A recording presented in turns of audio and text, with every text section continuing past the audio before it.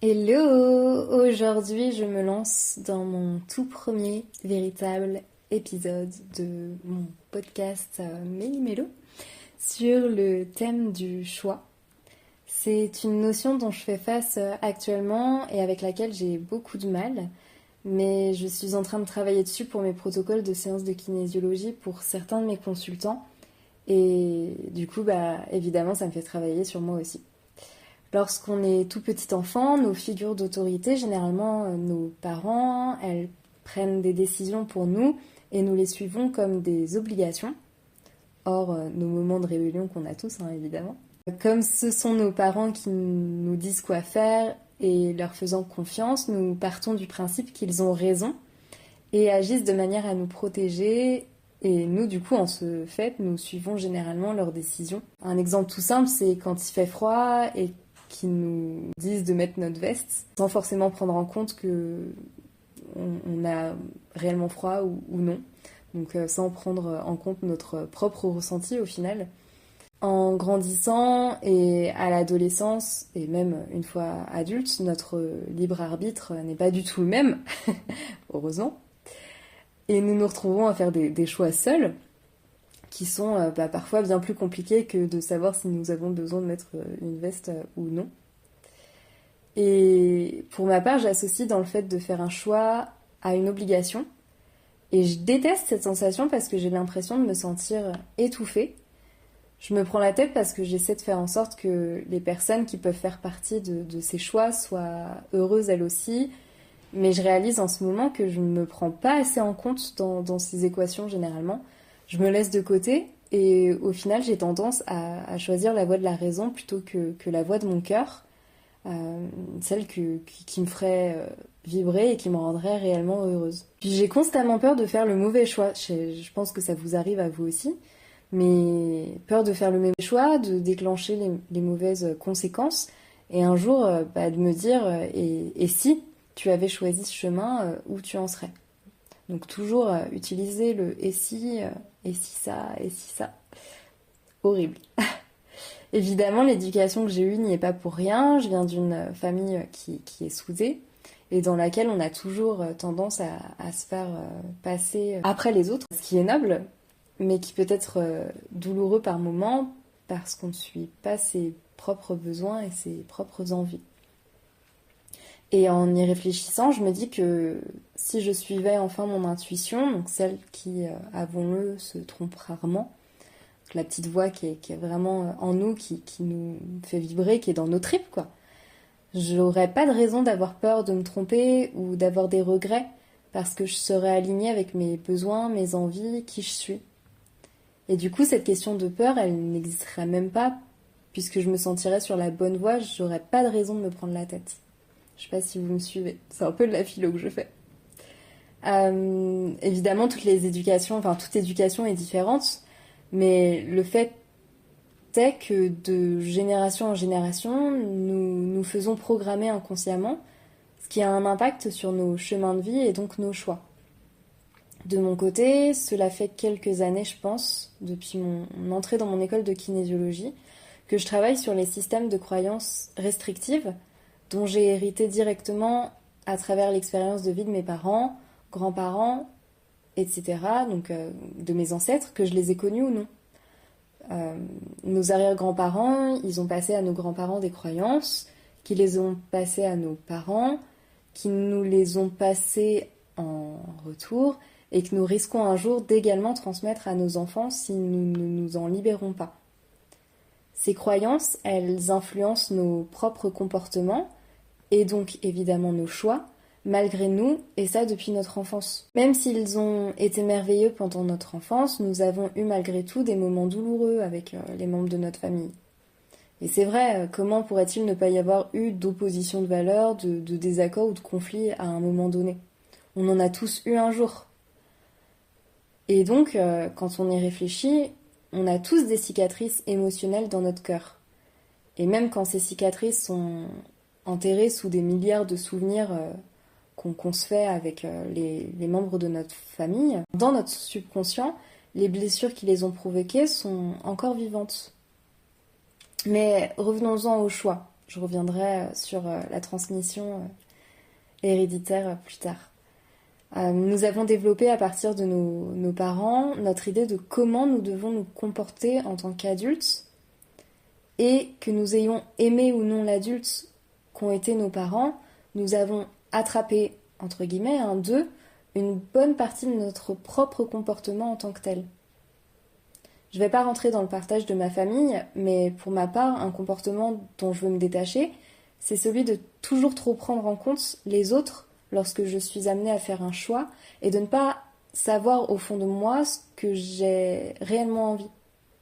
Et qu'est-ce que c'est difficile pour me libérer de cette pression face aux choix que j'ai, c'est de voir les choix comme un arbitrage quotidien, une liberté et pas une obligation.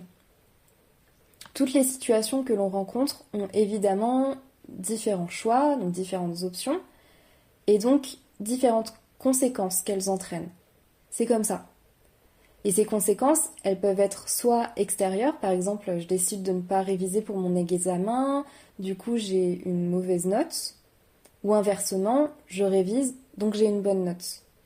Soit intérieure, ce qui impactera notre regard sur nous-mêmes, notre comportement, notre confiance en soi.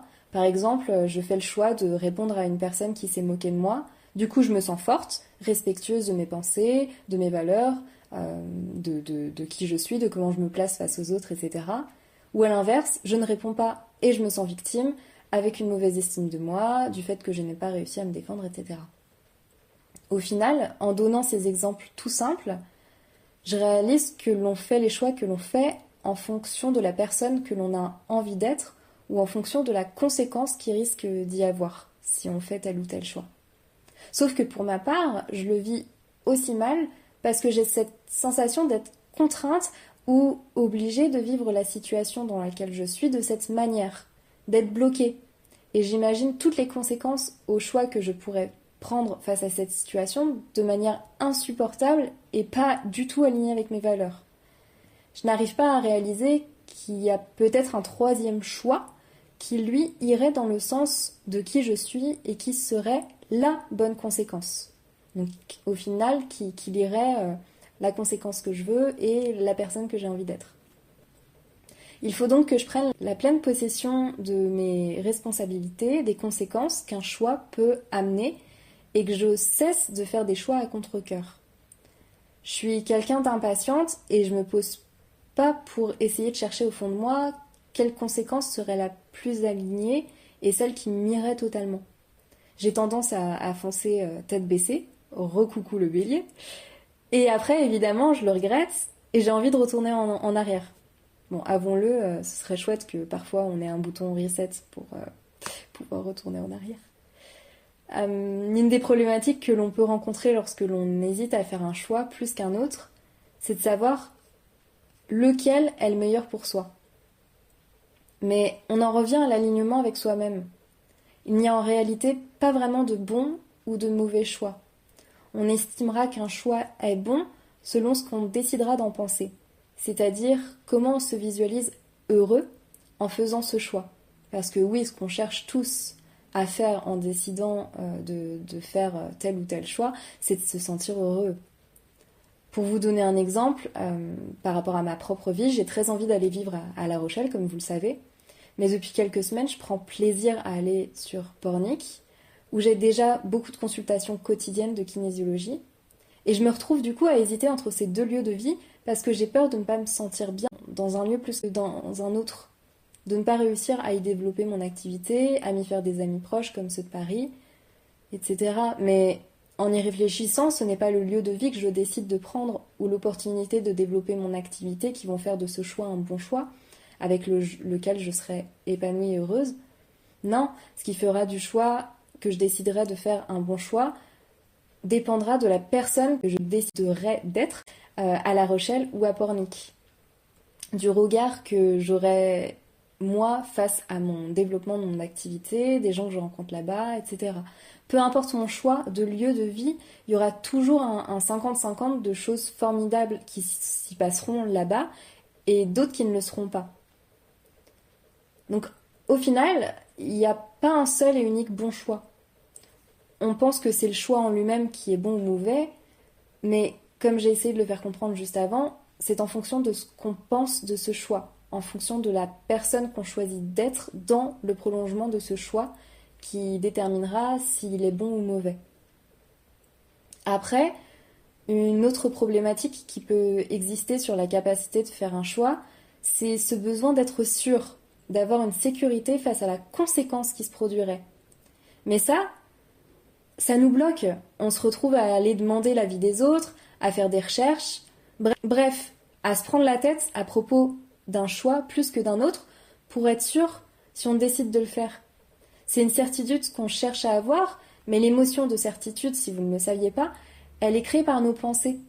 Et nos pensées, elles ne sont pas toujours réalistes, et cela nous donne l'illusion que pour faire un bon choix, il faudrait être sûr de la conséquence. Mais on ne peut pas prédire comment va se dérouler une conséquence avant d'y être. Il faut la vivre pour savoir si elle nous plaît réellement, si on s'y sent bien, si on est heureux, afin qu'à la suite, pouvoir faire face à ses côtés positifs et négatifs. Tout ce dont on peut être sûr dans une prise de choix que l'on fait, c'est de notre capacité à nous accompagner dans ce choix. Comment on décide de se positionner face à lui, de ce qu'on en pense, de comment on s'y sent aligné ou non. Et notre cerveau, il n'est pas fait de toute manière pour être à 100% sûr dans un choix ou dans un autre. Ensuite, la pire situation que l'on puisse vivre face à un choix, c'est de constamment revenir dessus en se disant, comme je vous le disais là, tout en haut, tout au début, et si j'avais fait un autre choix que celui que j'ai décidé de faire. Mais agir de cette manière nous met dans une situation d'absence de notre vraie expérience. Je m'explique. Si j'hésite à aller entre La Rochelle ou Pornic et que je me décide pas à faire un choix entre les deux, je me retrouve à ne vivre aucune des possibles conséquences que je m'imagine en étant dans un lieu ou un autre. Et en plus, aucune réelle conséquence en allant les vivre dans un lieu plus que dans un autre. Je me retrouve bloquée et privée de tous les scénarios possibles et donc je me retrouve à vivre dans une insatisfaction totale.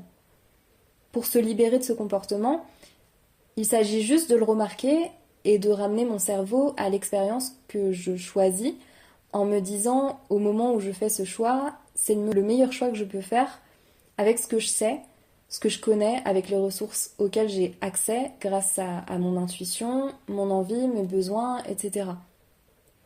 Il faut se féliciter des choix que nous faisons, même quand ils sont le plus difficiles face aux conséquences qu'ils entraîneront. Parce que plus on se félicitera, plus on aura confiance en nous et donc en les choix que nous décidons de faire, car ils seront en alignement avec nous. On se sentira également libre face à eux et on ne restera pas bloqué dans une situation qui ne nous conviendra pas. On pourra enfin avancer. C'est important de faire des choix parce qu'en choisissant de ne pas choisir, quelque part, décider de ne pas choisir, c'est faire un choix, nous nous retrouvons portés par ceux des autres et donc notre propre vie, quelque part, se fait aiguiller par des conséquences de prise de décision qui ne nous conviennent pas forcément, parce qu'elles viennent des autres. Et les autres ne sont pas dans notre tête. Donc ils ne peuvent pas savoir quel choix on aurait fait. On en revient à l'exemple de lorsqu'on était enfant avec la veste qu'on nous disait de porter. On choisissait pour nous. De plus, il est important de garder en tête que cette liberté de choix, elle reste valide et active dans le temps. Une fois qu'on a fait un choix, ça ne veut pas dire qu'on ne reviendra jamais dessus. Et cette prise de conscience que j'ai eue, c'est ma copine Julie qui me l'a donnée et c'est vrai, on a toujours le choix de revenir sur un choix. On peut avoir fait un choix un jour face à des situations valables pour soi, sur lequel on décidera peut-être un jour de revenir, car il ne sera peut-être plus aligné avec nous en cet instant. Cette même situation pour laquelle nous avions fait ce choix passé ne nous conviendra peut-être plus, et nous devrons de nouveau, pour nous sentir bien, alignés avec ses besoins, ses valeurs, soi-même, choisir de nouveau, mais différemment. Et c'est ok. Il ne faut pas s'en vouloir d'avoir fait un choix dans le passé, il ne faut pas regretter. Il faut plutôt se dire que au moment où on a fait ce choix, c'était pour nous le meilleur choix et qu'en choisissant cette voie qu'on a explorée, on y a appris des choses malgré tout. Et ce cheminement de pensée me fait vraiment penser à une expression que ma copine Maëva me dit constamment, qui est « au pire, ça fera une anecdote ». Et c'est vrai, dites-vous, au pire, je fais un choix et au pire, ça fera une anecdote. C'est un déblocage et ça marche plutôt bien. Toute cette notion de choix, j'en suis consciente, elle peut être difficile et moi-même, en l'expliquant ici, j'ai l'impression de faire de la philo et de me perdre un peu, mais j'espère que vous réussissez à me suivre. La difficulté à faire des choix, elle vient du fait que soit nous n'avons pas été éduqués à faire des choix par nos parents, ceux qui nous ont éduqués, soit qu'on a vécu des expériences qu'on a considérées comme étant trop impactantes, négativement, suite à certains choix qu'on a faits. Mais cette notion, elle peut devenir plus simple en la travaillant, en faisant des petits choix tout au long d'une journée lorsque différentes opportunités s'offrent à nous. Par exemple, on en fait tous tout au long de la journée. Quand on choisit quel plat on a envie de cuisiner, quel film on a envie de regarder ou d'aller voir au cinéma. Est-ce qu'on choisit de sortir après le travail ou de rentrer se reposer chez soi? On en fait plein. Et plus vous vous entraînerez à choisir selon vos besoins, désirs, sentiments de joie que vous ressentez face à un choix à l'instant T, plus vous réussirez à faire des choix rapidement sans vous prendre la tête. Parce que vous aurez appris à ressentir votre intuition et à vous sentir aligné avec elle. Un conseil que je peux vous donner, c'est de vous imaginer quelle serait la pire des situations qui pourraient vous arriver. Enfin, ce que vous pourriez perdre face à un choix que vous prenez. Et à l'inverse, faites la même chose, mais avec la meilleure des situations que vous pourriez anticiper. Parce qu'on cherche toujours à faire le choix avec le moindre risque que le pire des scénarios se produise. On pense toujours de la manière la plus dramatique. On ne cherche pas à se raisonner face à nos peurs des pires scénarios possibles. Mais en imaginant le meilleur des scénarios pour soi, donc en pensant positivement quelque part, on réalisera que si on peut être heureux et épanoui dans tous les choix qui s'offrent à nous, peu importe lequel on décidera de prendre, il sera le bon dans tous les cas. Le tout, c'est de se demander lequel je décide de choisir pour moi, et uniquement pour moi, puisque dans tous les cas, on y aura imaginé le meilleur et on y aura rendu l'expérience géniale pour soi. Après, lorsque l'on a un choix à faire qui comporte d'autres personnes, il est important de se rappeler que nous ne sommes pas dans leur tête, dans leurs pensées, et donc nous ne pouvons pas anticiper pour eux une conséquence de choix plus qu'une autre. On ne peut pas savoir quel serait le meilleur ou le pire des scénarios pour eux. C'est pour ça qu'il est important de penser uniquement pour soi, pour son propre bien-être à soi, et même quand c'est difficile et qu'on a le risque de blesser quelqu'un. Et ce n'est pas parce qu'une personne est blessée, que ce soit soi-même ou l'autre, que c'était un mauvais choix. Pour conclure, j'ai envie de vous dire qu'un bon choix, c'est un choix qu'on choisit de choisir pour son propre bien-être, qui nous permettra d'en apprendre un peu plus sur nous-mêmes. En ce qui concerne mon lieu de vie, que j'aille à La Rochelle ou que j'aille à Pornic, si je m'y sens heureuse et épanouie dans les deux, peu importe lequel je choisis, ce sera un bon choix pour moi au final. En ce qui concerne mon métier de kinésiologue, dans tous les cas, j'arriverai à y développer une bonne clientèle, parce que je m'y sentirai bien, et que je trouverai toujours des solutions pour rebondir et réussir à travailler dans ce domaine professionnel qui me plaît tant. Bon, je suis consciente que ce premier épisode est très très vaste, très complet et tire un peu sur le sujet des sujets de philo. J'espère qu'il vous aura amené à vous questionner vous aussi, à réaliser ou à avoir des déclics peut-être sur la difficulté ou la facilité que vous avez à faire des choix. En tout cas, n'hésitez pas à venir partager ce que vous en avez pensé avec moi dans mes publications Instagram à ce sujet ou même en laissant un commentaire sous ce podcast. Si vous l'écoutez sur Spotify, il me semble que c'est possible. J'espère en tout cas que cet épisode vous aura plu. Je vais travailler sur un nouvel épisode très vite et en attendant, portez-vous bien et je vous dis à bientôt.